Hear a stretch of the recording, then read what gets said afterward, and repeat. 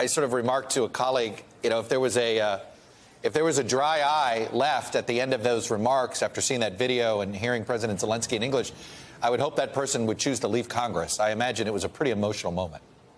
Well, thank you for having me, Chuck. I can tell you that you're absolutely right. If there wasn't a dry eye before, when you saw the video, that stark reality of what life was like in Ukraine a month ago and what it's like today, when you see the bravery, the resiliency, the kindness and generosity to each other the Ukrainian people have shown, it moved me to tears. I was speechless when I left the room, and what I know now is that we must do everything we can, working with our allies and partners with and through them, to increase our fighter jets.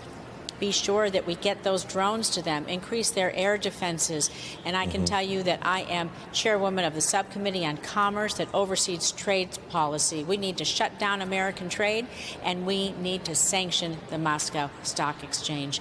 And so there are things we can do in every avenue to just isolate Vladimir Putin, show him for the animal that he is, this brutal, horrific, unprovoked attack on the Ukrainian people, on a sovereign country, that the world won't stand for it. Look, I guess sometimes this is a debate between the head and the heart. It feels like we have a moral obligation here.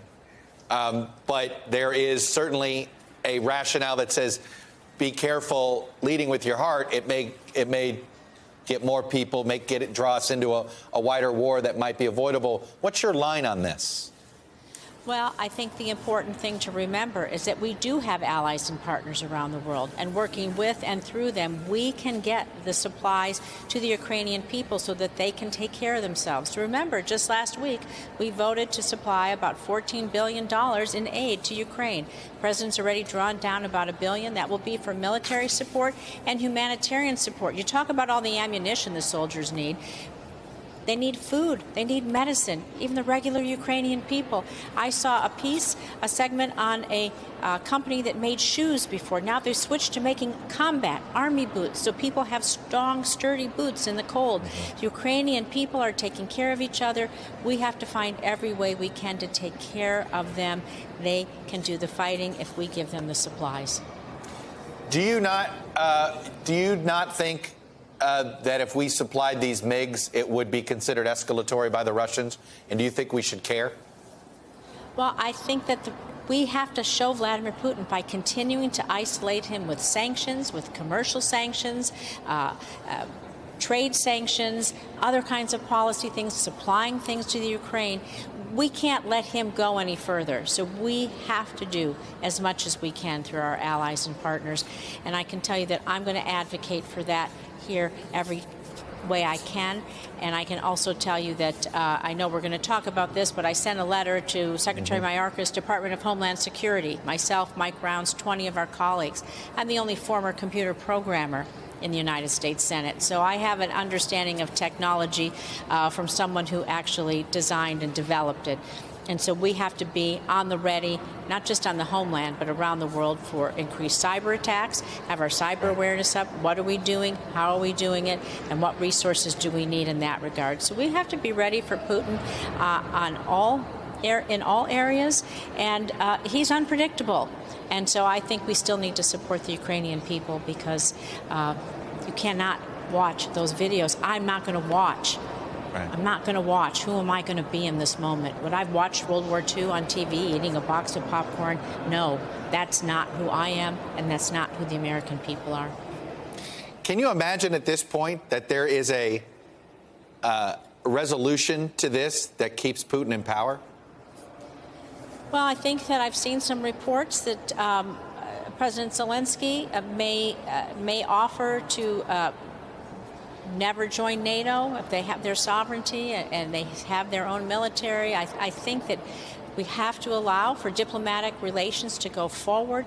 We have to try to save lives every way we can. This is why we're doing some of the other sanctions, because I don't want to see more stretchers of people going through, of maternity wards being bombed, of old people walking in the streets and the train stations. And so I think that there might be an off-ramp. Hopefully Putin is realizing this war. The Ukrainian people, the rest of the world is not going to let him get away with this. So let's hope we're backing him into a corner where he'll agree to some form of ceasefire. I know that the diplomatic way out is you want to try to, the whole idea, give him an exit ramp, make him think that he's got something, that he gained something here. But isn't that a strategic failure if he walks away from this believing he gained something? Well, I think we can't think of it as success and failure when people's lives are on the line. Look at that train station. Look at that video that President Zelensky showed this morning. 30 days ago, modern life in Ukraine. Today, if you took the color out of it, it looks like a picture from World War II. Bodies being dumped into mass graves because of the bombings, because of the brutal inhumanity that Vladimir Putin is showing to the Ukrainian people and through his actions. And so I don't think we have to think of wins or losses. I think we have to do what we can to save lives. These are somebody's family members. I guess it comes back to Vladimir Putin's a war criminal. It's sort of it is sort of almost to the point where there isn't a debate about that anymore. This was a war of choice. He's blatantly killing people. He's targeting civilians. And it's like, how is there ever an on-ramp for him ever again? Well, I don't know, but all I know is I want an end to this. We have to find a way to stop Vladimir Putin, whether it's a ceasefire, whether the Ukrainian people overpower him, seize their country back, and then we can let the international courts decide on what kind of crimes Vladimir Putin and his regime, his protégés and his regime will be charged with, because we have to hold them accountable. The entire world, like I said, is watching. It was only about 80 years ago that we saw this happen in World War II. The world is watching what we do now. I really believe this is a moment. There's few moments in our lives, personal, professional, and now this is global, where we all know where we are, and we all have to take stock of what we stand for and who we want to be remembered to be. And this is that moment, and we have to hold Vladimir Putin accountable. I'm going to do everything I can in my positions on armed services, homeland security, and chair of the Trade Committee to do that.